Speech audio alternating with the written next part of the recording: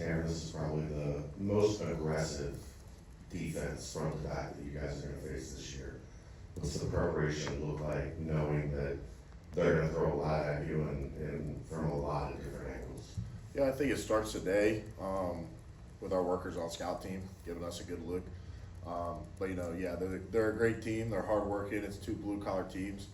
Going at it this weekend, and can't see what happens. How does playing at Arrowhead help you in a game like this, where it's supposedly pretty noisy there, and you might have to silent games? Yeah, we've been in an environment like this before, so I think it gives us a lot of confidence to go out here and practice the silent count today and tomorrow, and get used to getting back into it again. But then also it's going to be a great atmosphere, and I can't wait for it. I think we're excited. We're ready to play. Kind of going off that, how much do you think your chemistry and communication has grown as a group since that week 1 game? I think it's grown a tremendous amount. During that week 1 game, we're still making technique issues, but we got a lot of that cleaned up so far. Obviously still a lot to improve on, especially just the O-line, but just trying to improve every day. Taran, 15 in Big 12 history for 7 straight games of 2 passing touchdowns plus 1 or fewer sacks.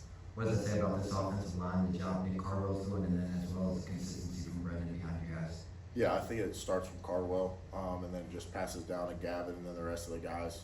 We really look up to Gavin in the line room. He's been here for 6 years, so he knows the way around the defenses, and played these guys before, and Cardwell does a great job getting us prepared, putting together a great run game plan, and I think we're really confident going into this game with our plan already. Taran, you're blocking for a quarterback that Bearcats fans on Twitter are vouching to be an Heisman Trophy candidate.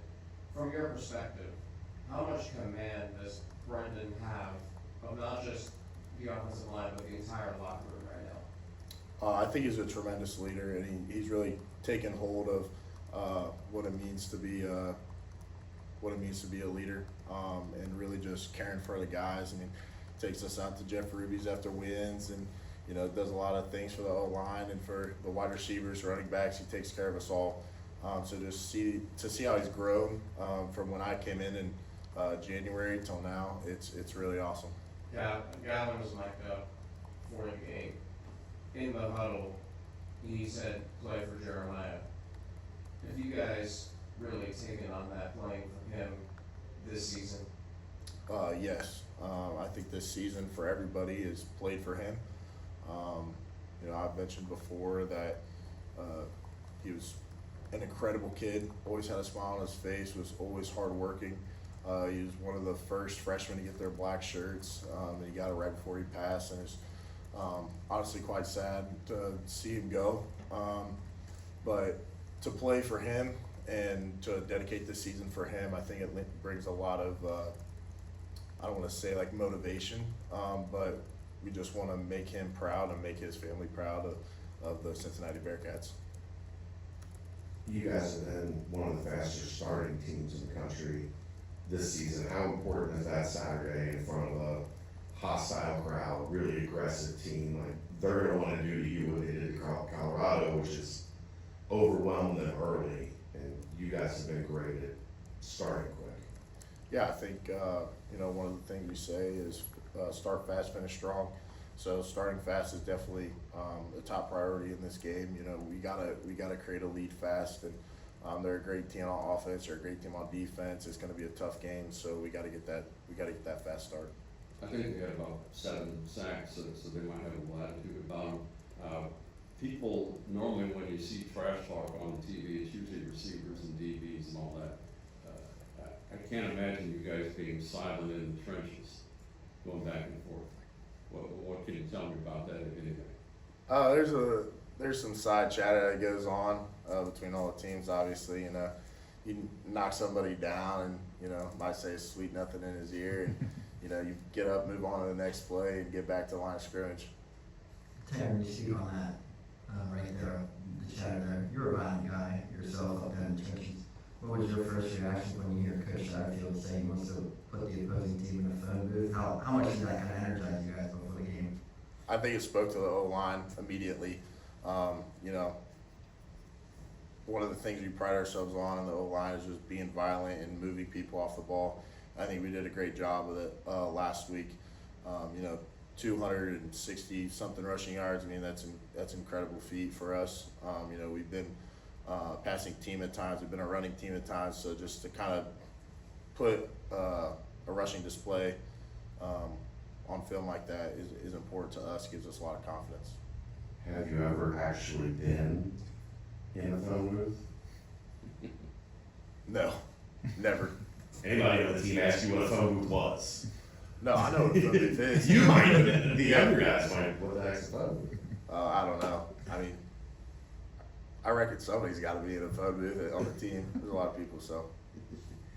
I asked Joe this after the game because there was a play where he kind of pulled in front of Isaiah on that jet sweep. What is your favorite thing to do as a guard? Is it pull? Is it just try to get downhill in the run game? What do you like doing the most?